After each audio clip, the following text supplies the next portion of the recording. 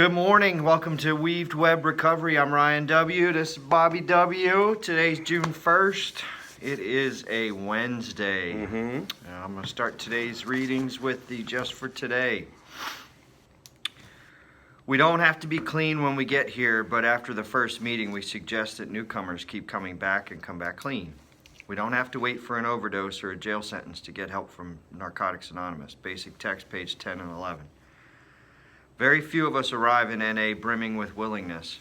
Some of us are here because we are court ordered to attend. Some have come to save our families. Some come in an effort to salvage a career teetering on the brink of ruin. It doesn't matter why we are here. It only matters that we are.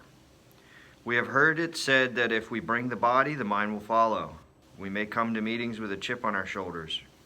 We may be one of those who sits in the back of the room with our arms folded across our chest, glaring threateningly at anyone who approaches us. Perhaps we leave before the final prayer. But if we keep coming back, we find that our minds begin to open up. We start to drop our guard and begin to really listen when others share. We may even hear someone talking with whom we can relate. We begin the process of change. After some time in NA, we find that more than our minds have arrived in our meeting rooms. More importantly, our hearts have arrived too. After that happens, the miracles really begin. Just for today, I will strive to listen with an open mind to what I hear shared. All right, 24 hours a day. Today's thought for the day. Some things I do not miss since becoming dry. That overall awful feeling physically, including the shakes, a splitting headache, pains in my arms and legs, bleary eyes, fluttering stomach, droopy shoulders, weak knees, a 3-day beard, and a flushed complexion. Also facing my loved one at breakfast. Also composing the alibi and sticking to it. Also trying to shave or put on makeup with a shaky hand. Also opening up my wallet to find it empty. I don't miss these things, do I? Meditation for the day. You were born with a spark of the divine within you. It had been all but smothered by the life you were living. That celestial fire has to be tended and fed so that it will grow eventually into a real desire to live the right way. By trying to do the will of God, you grow more and more in the new way of life. By thinking of God, praying to Him, and having communion with Him, you gradually grow more like Him. The way of your transformation from the material to the spiritual is the way of the divine companionship. Prayer for the day. I pray that I may tend the spark of the divine within me so that it will grow. I pray that I may be gradually transformed from the old life to the new life.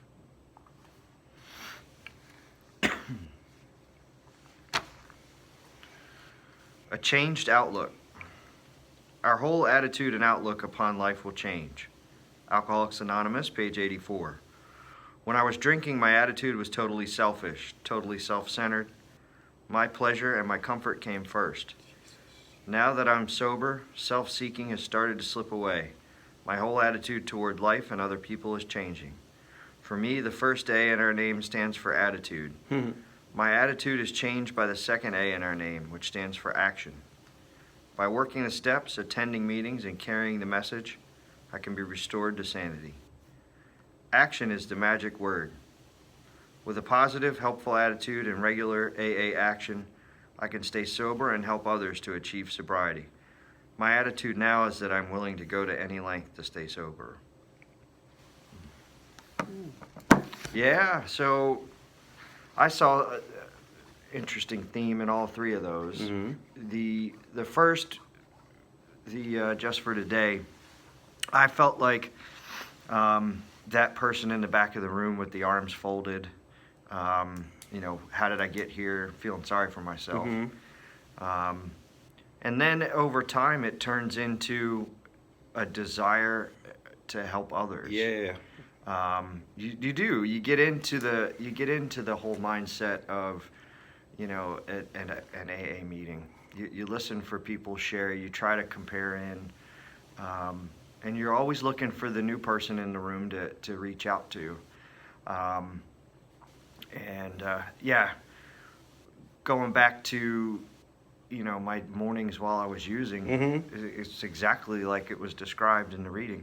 And I wake up now every day and I you know, I feel so much better, and I recognize that. You know, I recognize that. You know, hey, I don't feel like this. This doesn't hurt.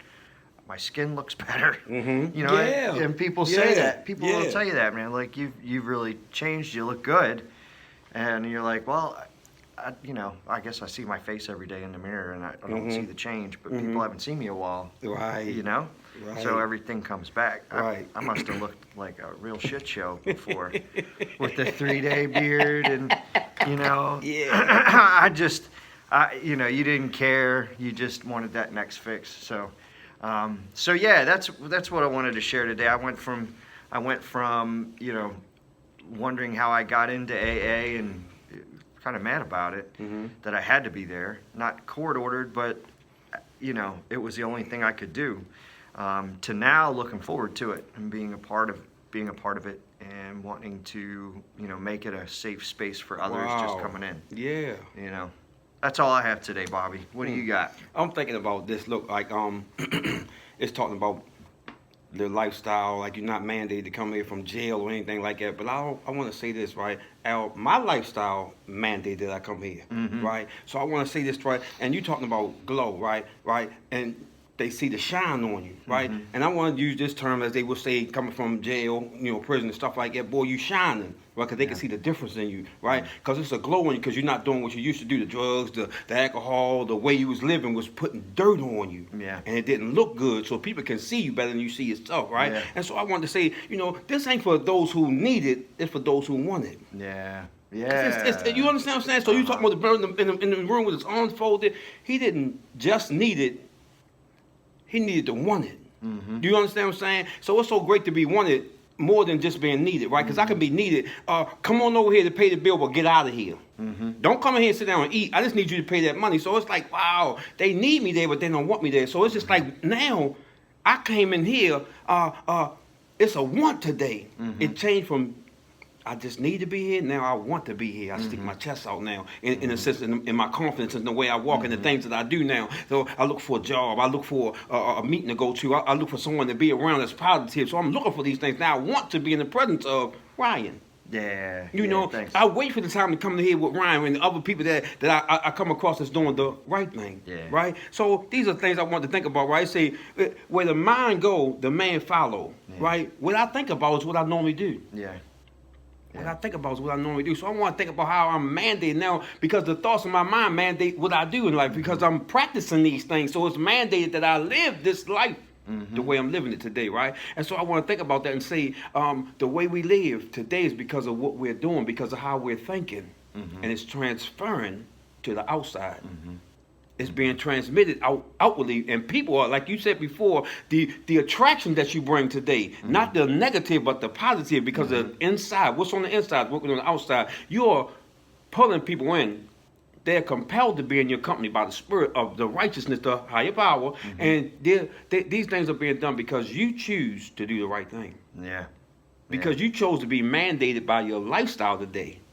If you get what I'm saying, Ryan. It makes sense today that we come here on a regular basis. We got this routine that we go on, and whenever possible, we doing the things that we do. That's right. And if it make any sense to you, Ryan, these things start to become routine in our lives that we look forward to it. So when we miss it, it's like something ain't there. Yeah, something's not right. You understand what I'm saying, Ryan? So I'm just saying that to say that, you know, if I go to work every day, if I miss a day at work, I miss a paycheck. Yeah. I miss a day's pay, right? Yeah. So if I miss doing the right thing, if I don't do the right thing today, then I miss it and saying because it's inside of me. It's internal inside of me, and it's mandated that I do these things because of the way I think, the way I behave. All these things become natural to me, to you, to us. That's right. That's right. So these are things that we're doing, right? So I just wanted to say that, Ryan. And the last thing I want to say is your attitude determines your altitude. I want to go up.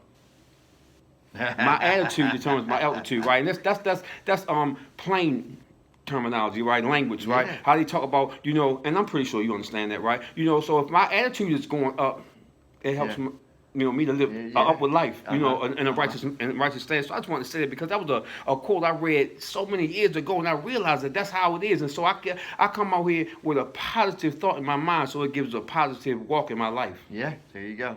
Make sense, Ryan? So I like wanted to say that so we get an understanding. My lifestyle mandated that I come here. Yeah. But my lifestyle today mandate that I stay here. Stay here. So I want to be here. I don't just need to be here. Thanks for letting me speak. Have a great day, everybody.